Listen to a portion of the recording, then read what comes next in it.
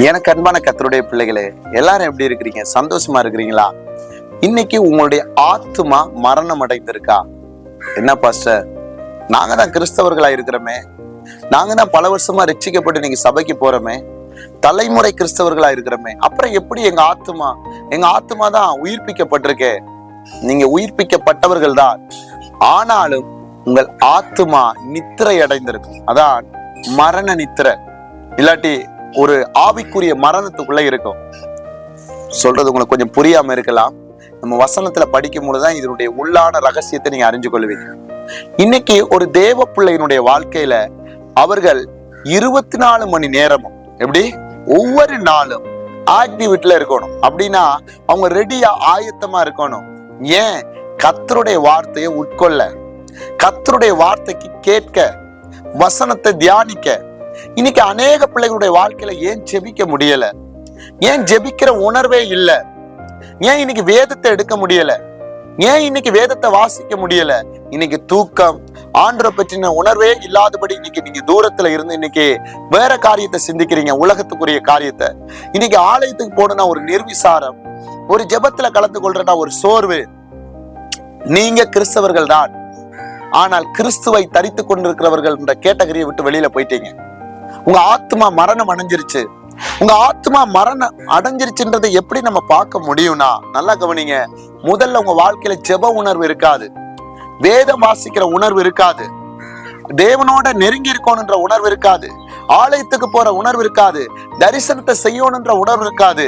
இந்த உணர்வெல்லாம் வெளியில போனோன்னு ரெண்டாவது நிர்விசாரம் வந்துடும், ஏனோ தானோன்ற ஒரு சுபாவம் உள்ள வரும்.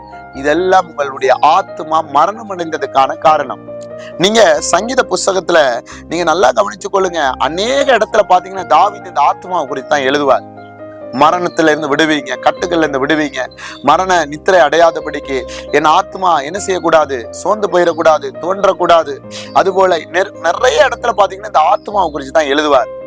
ஏன் எழுதுறாரு அப்படின்னா, இது ஆவிக்குரிய யுத்த களத்துல இந்த ஆத்மாவுக்கும் பிசாசுக்கும் தான் யுத்தமே. உங்க ஆத்மாவை எவ்வளவு சோர்வுபடுத்த முடியுமோ, எவ்வளவு ஆண்டுடைய சமூகத்தை விட்டு தள்ளி கொண்டு போக முடியுமோ, அவன் எவ்வளவு உங்க ஆத்மாவை தன்னுடைய ஆளுகைக்குள்ள எடுக்க முடியுமோ அவன் போராடுவான். ஏன்னா நீங்க ஒரு தடவை நியாய தீர்ப்பு அடைவதும் ஒரு தடவை உயிர்ப்பிக்கிறதுன்னு தான் வசனம் சொல்லுது. அப்படின்னா நீங்க பாவத்துக்கு செத்து நீதிக்கு பிழைச்சு ஆவியில உயிர்ப்பிச்சிட்டீங்க. அப்படின்னா உங்களை என்ன செய்ய முடியாது, அவன் சாகடிக்க முடியாது. நீங்க ஆவிக்குரிய பிள்ளைகளா இருக்கிறீங்க, கிறிஸ்தவ பிள்ளைகள் எல்லாருமே. நான் சொல்றது ஆவிக்குரிய இதுல. இப்ப உங்க ஆத்மாவை நித்திரை கொள்ள வைக்க முடியும். அப்படின்னா சோர்வுபடுத்தி, ஜெபிக்காதபடி உங்களை முடக்கி, உங்களை சோர்வுக்களை உட்படுத்தி, நிர்விசாரத்துக்களை உட்படுத்தி கர்த்தருடைய சமூகத்துல விட்டு அவன் என்ன செய்ய முடியும், வேறு பிரிக்க முடியும். அதான் அடிக்கடி ஒவ்வொரு தேவனுடைய பிள்ளைகளும் உங்க இருதயம் எப்படி ஆண்டவருக்காக எப்படி இருக்கு, அதான் ஆண்டவர் வெளிப்படுத்தல் எழுதுவாரு. அனலும் இல்லாமல் குளிரும் இல்லாமல் வெதுவெதுப்பா இருக்கக்கூடாதுன்னா இதான் அர்த்தம். ஆத்மாவை நித்திரை அடைய, அதான் மரண நித்திரை அடைய விட்டுறக்கூடாது. அது நித்திரை அடைஞ்சிச்சுன்னா உங்களுக்கு என்ன ஆயிரும், உணர்வே இருக்காது. அதான் சங்கீதம் 119:34 தாவீது சொல்றாரு, எனக்கு உணர்வை தாரும், அப்பொழுது நான் என்னத்தை கை கொள்ளுவேனா, வேதத்தை பற்றி கொள்ளுவேன், வேதத்தை கை கொள்ளுவேன். அப்ப இன்னைக்கு நம்முடைய வாழ்க்கையில நல்லா கவனிச்சு கொள்ளுங்க. இந்த ஆத்மா நித்திரை அடையாதபடிக்கு, தேவனை விட்டு பிரிந்து போகாதபடி இருக்க நாம என்ன செய்யணும்னா, சங்கீதத்துக்கு எழுதின புஸ்தகம் 142:7 சொல்லுது. நல்லா கவனிங்க. உங்களுடைய வாய்க்கு காவல் வைக்கணும். உங்களுடைய ஆத்மாவை நல்லா கவனிச்சு கொள்ளுங்க. நீங்கள் ஆக்கணும் காவலுக்கு. அதை 141 சொல்றாரு, வாய்க்கு காவல் வைக்க சொல்றாரு.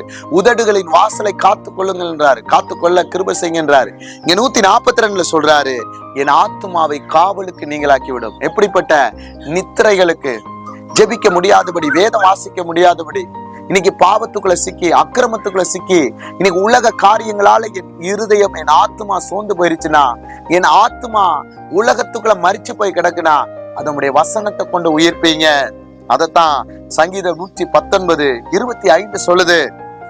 என்ன சொல்றாரு, தேவனுடைய வசனத்தை கொண்டு உங்க ஆத்மா உயிர்ப்பிக்க முடியும்.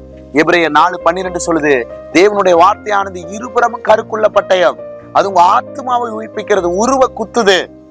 அப்ப இன்னைக்கு நீங்க கரண்டா இருக்கிறீங்களா, எப்படின்னா இன்னைக்கு ஆக்டிவிட்டா இருக்கிறீங்களா, கர்த்தர் பேசினா இன்னைக்கு கூட உங்களால அந்த சத்தத்தை கேட்க முடியுமா, இன்னைக்கு கூட அந்த உணர்வுக்குள்ள இருக்கிறீங்களா, இன்னைக்கு கூட ஆண்டுடைய வார்த்தையை கேட்க பயப்படுறீங்களா? உங்களை நீங்களே ஆராய்ந்து பாருங்க. இன்னைக்கு அநேக பிள்ளைகள் தேவனுடைய பிள்ளைகளா இருக்கிறீங்க, ஆண்டுடைய சத்தத்துக்கு ஆண்டுடைய வார்த்தைக்கு நீங்க தூரமா போயிருக்கிறீங்க. ஏன்னா உங்க ஆத்மா இன்னைக்கு நித்திரை அடைஞ்சிருச்சு. நித்திரை அடைஞ்சாலதான் இரவு நேரத்துல ஜெபிக்க முடியல, திறப்புல நிக்க முடியல, ஊழியத்தை செய்ய முடியல, ஊழியத்துல ஓட முடியல. ஒரு சோர்வு, ஒரு கலக்கம், ஒரு பயம். ஏன்னா ஆத்மா அவன் கண்ட்ரோலுக்குள்ள போயிருச்சுன்னா உங்களுக்கு இதெல்லாம் வந்துடும். மரண பயம், மரண கட்டு, மரண யோசனை, இந்த உலகத்தை குறிச்சுதான எல்லாத்தையும் கொண்டு உள்ள விதைச்சிருவான் கலைய. ஏன் உன் ஆத்மா இன்னைக்கு யாரோட இல்ல? கர்த்தரோட இல்ல. இன்னைக்கு நீங்க உங்க ஆத்மா உயிர்ப்பீங்க. வசனத்தை நல்லா படிங்க, திரும்பவும் நல்லா நினைச்சீங்க, தேவனுடைய வார்த்தைய தியானிங்க, இடைவிடாம ஜெபம் பண்ணுங்க. 1 தெசலோனிக்கர் 5:17 உங்க ஆத்மா உயிர்ப்பிக்க நீங்க இடைவிடாம ஜெபம் பண்ணுங்க. அடுத்து சொல்றாரு பாருங்க, சங்கீதம் 32:5 மனம் திரும்பி உங்க பாவத்தை அறிக்கையிடுங்க. எதெல்லாம் நீங்க தேவையில்லாததை பார்த்து உங்க ஆத்மாவை நித்திரை அடைய வச்சீங்களோ, மரணத்துக்குள்ளாக ஒரு மரிச்சிருக்கு, ஆவிக்குரிய மரணத்துக்குள்ளாக இருக்குன்னா நீங்க அதை உயிரடைய, உங்க பாவம் உங்க அக்கிரமத்தை நீங்க என்ன செய்யுங்க, ஒவ்வொரு நாளும் தெய்வ சமூகத்துல அறிக்கையிடுங்க. நீங்க அறிக்கையிடத்தான் இருதயம் சுத்திகரிக்கப்படும். உங்க ஆத்மா திரும்பவும் ஒரு புத்துணர்ச்சி பெறும். திரும்பவும் ஆண்டுடைய வார்த்தை கேட்க என்ன செய்யும், ஓடோடி வரும். அதைத்தாங்க எழுதுறாரு. அடுத்தது பாருங்க, பரிசுத்த ஆவியானவரால் நடத்தப்படுங்க. கலாத்தியர் சொல்லுது 5:16 நீங்க படிச்சு பாருங்க, பரிசுத்த ஆவியானவரோட நடத்தப்படுங்க. ஏசாயா 40:31 கர்த்தருக்கு காத்துருங்க, நீங்க தான் புதுபெலன் அடைய முடியும். இன்னைக்கு உங்க ஆத்மா உயிர்ப்பிக்க முடியும். இன்னைக்கு அநேக கிறிஸ்தவருடைய வாழ்க்கையில ஆத்மா ஆவிக்குரிய மரணம் அடைஞ்சிருக்கிறதாலதான் அவன் உலகத்தை குறித்து யோசிக்கிறான். அவனால ஜெபிக்க முடியல, கொட்டாவி வருது, தூக்கம் வருது, அவனால கண்ட்ரோல் பண்ண முடியல. ஏன் தெரியுமா? அவன் ஆத்மா ஏதோ ஒரு இடத்துல ஆவிக்குரிய மரணம் அடைஞ்சிருச்சு. அது எதா கூட இருக்கலாம், நீ எதுல கூட விழுந்திருக்கலாம், அது உங்க வாழ்க்கையை ஒத்தது. நீங்க இன்னைக்கு அதெல்லாம் விட்டு திரும்பவும் நீங்க என்ன செய்யுங்க, ஆவியானவரோட ஒரு புதிய உணர்வுக்குள்ள வாங்க. புத்துணர்ச்சி பெற திரும்ப உங்க பாவத்தை அறிக்கையிட்டு உங்க ஆத்மா மரண நித்திரை அடையாதபடிக்கு காவலுக்கு நீங்களாக்க நீங்க ஆண்டவரிடத்துல நீங்க கெஞ்சுங்க. நீங்க அப்படியே விட்டுட்டீங்கன்னா உங்க இருதயம் கடினமாகி உங்க ஆத்மா தேவனுடைய உணர்வே இல்லாதபடி அப்படியே ஆகாத ஒரு பொருளா மாறிடும். நீங்க உங்க வீட்டுல ஒரு பொருள் இருக்குன்னா அது நீங்க யூஸ் பண்ற அளவுல இருந்தா தான் அந்த பொருளுக்கு மதிப்பு. அது யூஸ் பண்றதே இல்லை அப்படின்னா அந்த பொருளை என்ன செஞ்சிருவீங்க, தூக்கி எறிஞ்சிருவீங்களா இல்லையா? அது வேணவே வேணான்னு கொஞ்ச நாள் பார்ப்பீங்க, அது அப்படியே போயிடும், கடைசியில இன்னொருத்தரை கொடுத்துருவீங்க. அதே போலதான் உங்களுடைய அழைப்பும் தரிசனமும். உங்க ஆத்மா அப்படியே ஆவிக்குரிய மரணம் அடைஞ்சிட்டே இருக்கு அப்படின்னா கர்த்தர் குறிப்பிட்ட நாட்கள் ஊழியக்காரரை கொண்டு தேவனுடைய வசனத்தை கொண்டு உங்களோட பேசுவாரு, உங்களை உணர்த்துவாரு. நீங்க கடைசி வரையும் கீழ்ப்படியாமையே போயிட்டீங்கன்னா கர்த்தர் உங்களுடைய எடுத்து மத்தவங்களுக்கு கொடுத்துருவாரு. அதுக்கப்புறம் நீங்க பேர் கிறிஸ்தவர்களா இருப்பீங்களே ஒழிய ஆனா ஆவியானவரோட உறவுல இருக்க மாட்டீங்க. நீங்க அப்படியே என்ன செஞ்சிருவீங்க, ஆவிக்குரிய மரணத்துக்குள்ளே கடந்துருவீங்க. அதால என் ஆத்மா என்ன நிலைமையில இருக்கு, இன்னைக்கும் ஆண்டவர் பேசுனா என் வார்த்தையை கேட்க முடியுதா, கர்த்தர் என் கூட பேசுறாரா, இல்லாட்டி நான் ரொம்ப தூரம் போயிட்டேனா அதை சரிப்படுத்தி வர நான் என்ன செய்யணும்னு சொல்லி இன்னைக்கு ஆண்டவர் சமூகத்துல உங்களை ஒப்பு கொடுங்க. கர்த்தருடைய சமூகத்துல உங்களை தாழ்த்துங்க.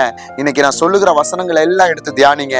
சங்கீதம் 13:3, சங்கீதம் 30:3, அடுத்தது பாருங்க சங்கீதம் 142:7, அடுத்தது சங்கீதம் 119:25, 1 தெசலோனிக்கர் 5:17, சங்கீதம் 32:5, அப்புறம் பாருங்க கலாத்தியர் 5:16, ஏசாயா 40 பாருங்க 31. இந்த வசனங்களை படிங்க. இதுல என்னெல்லாம் ஆவியானவர் சொல்றாரோ தியானிங்க. உங்க ஆத்மாவை இன்னைக்கே வசனத்துல உயிர்ப்பீங்க, வார்த்தையில உயிர்ப்பீங்க. திரும்பவும் இழந்து போன அந்த ஆதி அன்புக்குள்ள வாங்க. அங்க வெளிப்படுத்தல சொல்றாருல 2வது அதிகாரத்துல ஆதியில இருந்த அன்பை விட்டு விட்டான்னு சொல்றாருல, அந்த அன்பை திரும்பவும் புதுப்பீங்க. திரும்பவும் ஆத்மாவை அனலாக்குங்க. நீங்க அனலாக்கும் பொழுது ஒரு உள்ளத்துல ஒரு அனல் தெரியும், உங்க சரீரத்துல ஒரு அனல் தெரியும், ஆவியானவர் உங்கள்கிட்ட இருந்து இடைப்படுறது தெரியும். கட்டுக்கள் உடையும், தடைகள் உடையும். ஆவியானவர் திரும்பவும் அவர் உங்க மேல வச்ச தரிசனத்தை எடுத்து பயன்படுத்த வல்லமை உள்ளவரா இருக்கிறாரு. இதை தவிர வேற ஏதாவது கேள்விகள் இருந்தா கமெண்ட் செக்ஷன்ல தெரியப்படுத்துங்க. தொடர்ந்து எங்களுடைய பிரேயர்ல கலந்து கொள்ள விரும்பினா வாட்ஸ்அப்ல எங்களுக்கு என்ன செய்யுங்க, மெசேஜ் பண்ணுங்க. இந்த வசனங்களை தியானிங்க. இன்னும் ஆவிக்குரிய சத்தியத்தை நீங்க அறிஞ்சு கொள்ளணும்னா இந்த சேனலை சப்ஸ்கிரைப் பண்றது மாத்திரமல்ல மற்றவர்களுக்கு ஷேர் பண்ணி விடுங்க. கர்த்தர் நிச்சயமா உங்களை கொண்டு பெரிய காரியத்தை செய்வாரு. வாங்க கர்த்தரோட என்ன செய்வோம், இசைந்திருப்போம். கர்த்தருடைய சித்தத்தை செய்ய நம்ம பிரயாசப்படுவோம். கர்த்தர் பெரிய காரியத்தை செய்வார். God bless you.